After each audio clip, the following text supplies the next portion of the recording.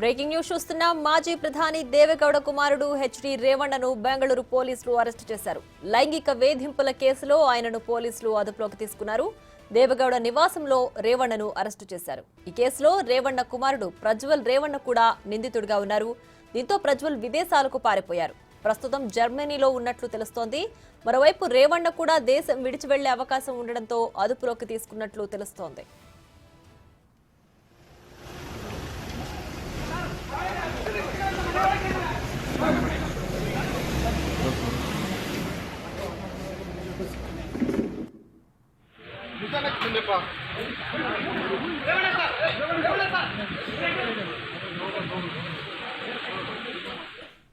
ಕಾನೂನು ರೀತಿಯ ಕ್ರಮ ತಗೋಬೇಕು.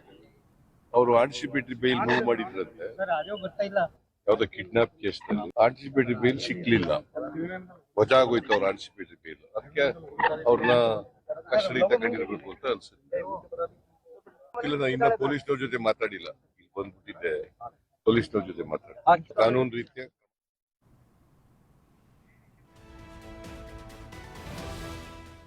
ఇక ఇదే అంశానికి సంబంధించి మరింత సమాచారం మా ప్రతినిధి శివ ఢిల్లీ నుంచి ఫోన్ లైన్ లో అందించడానికి సిద్ధంగా ఉన్నారు. శివ, చెప్పండి. లైంగిక వేధింపుల కేసులో రేవణ్ణను పోలీసులు అరెస్ట్ చేసినట్లుగా తెలుస్తోంది. తర్వాత ప్రజ్వల్ రేవణ్ణ అరెస్ట్ కూడా ఉంటుందని అనుకోవచ్చంటారా?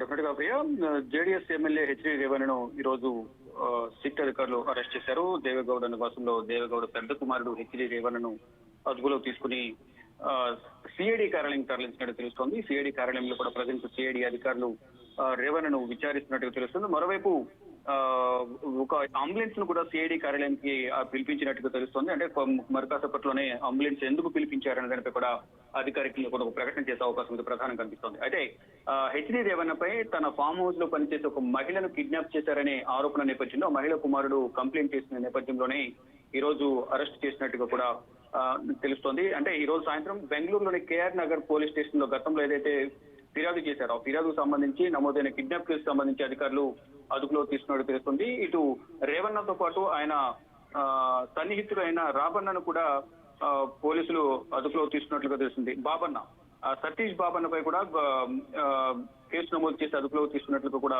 తెలుస్తుంది. అంటే ఈ రోజు రేవణ్ణ తనను అరెస్ట్ చేస్తారని భావించిన నేపథ్యంలోనే ముందస్తు బెయిల్, యాంటిసిపేటర్ బెయిల్ కూడా అప్లై చేశారు. అప్లై చేసిన నేపథ్యంలో కోర్టు బెయిల్ ఇచ్చేందుకు నిరాకరించిన కొన్ని నిమిషాల వ్యవధిలోనే హెచ్డి రేవణ్ణను అలాగే ఆయన సన్నిహితుడు సతీష్ బాబన్నను కూడా ఇద్దరిని కూడా అరెస్ట్ చేశారు. అరెస్ట్ చేసి దేవగౌడ నివాసం నుంచి సిఐడి కార్యాలయానికి ఇద్దరిని తరలించారు. సిఐడి కార్యాలయంలో మరింత లోతుగా కేసును దర్యాప్తు చేసేందుకు సిఐడి అధికారులు ప్రయత్నిస్తారు. దానిలో భాగంగా సిఐడి అధికారులు హెచ్డి రేవణ్ణను విచారిస్తున్నట్లుగా తెలుస్తుంది. మరోవైపు ఒక అంబులెన్స్ కూడా సిఐడి కార్యాలయానికి వెళ్ళింది. కానీ ఆ అంబులెన్స్ ఎందుకు వెళ్ళింది ఏంటి అనే దానిపై కూడా కొన్ని అనుమానాలు వ్యక్తమవుతున్నాయి. దానిపై కూడా కొంచెం అధికారిక ప్రకటన అయితే రావాల్సి ఉంటుంది. ఇక 15వ తేదీన హెచ్డి రేవణ్ణ కుమారుడు ప్రజ్వల్ రేవణ్ణ కూడా జర్మనీలో తలదాచుకున్న నేపథ్యంలో వారం రోజుల్లోగా సిట్ అధికారుల ముందు లొంగిపోవాలంటూ కూడా సిట్ స్టేట్ ఇన్వెస్టిగేషన్ టీమ్ ఆదేశాలు ఇచ్చిన నేపథ్యంలో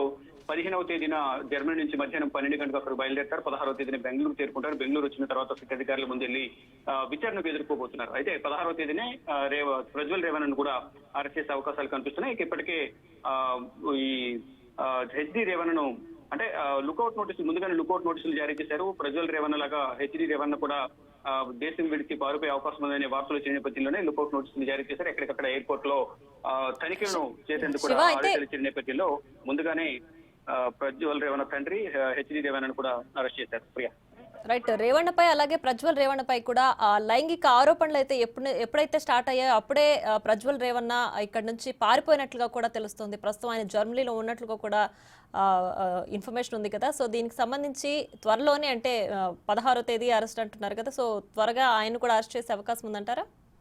డెఫినెట్ గా ఎప్పుడైతే ఇండియాలోకి వస్తారో ఇండియాకు వచ్చిన వెంటనే అదుపులోకి తీసుకోవడం, విచారించిన వెంటనే అరెస్ట్ చేసిన తర్వాత కోర్టులో ప్రొడ్యూస్ చేసి కస్టడీకి తీసుకుని మరింత లోతుగా విచారించే అవకాశం అయితే కనిపిస్తుంది. గతంలో అంటే కొన్ని సంవత్సరాలుగా అంటే దాదాపు ఈ ఇష్యూ ఎప్పటి నుంచో ఉంది. కానీ అందరూ భయపడి బయటకు వచ్చి చెప్పడం వల్ల రాజకీయ పలికిపడితో తమని ఎక్కడ ఏం చేస్తారనే భయంతోనే ఎవరు కూడా ఇప్పటి వరకు బయటకు వచ్చి వారు ఎదుర్కొన్న సమస్యలను ఇబ్బందులను బయటకు చెప్పలేకపోయారు. కానీ ఎప్పుడైతే 26వ తేదీన ఈ కేసు బయటకు వచ్చిందో, బయటకు వచ్చిన వెంటనే ఒక్కొక్కరుగా బయటకు వస్తూ ఉన్నారు. వారి కుటుంబ సభ్యులకు తెలవడం, ఎవరైతే మహిళలు ప్రజ్వల్ రేవణ్ వల్ల బాధితులు ఎవరైతే ఉన్నారో, లైంగిక దాడికి గురైన వారు ఎవరైతే ఉన్నారో ఆ వీడియోలు బయటకు రావడం, కుటుంబంలో తెలియడం, కుటుంబంలో గొడవలు కావడం, ఎందువల్ల ఇలా చేయాల్సి వచ్చింది అనే దానిపై కూడా వివరణ ఇవ్వడం.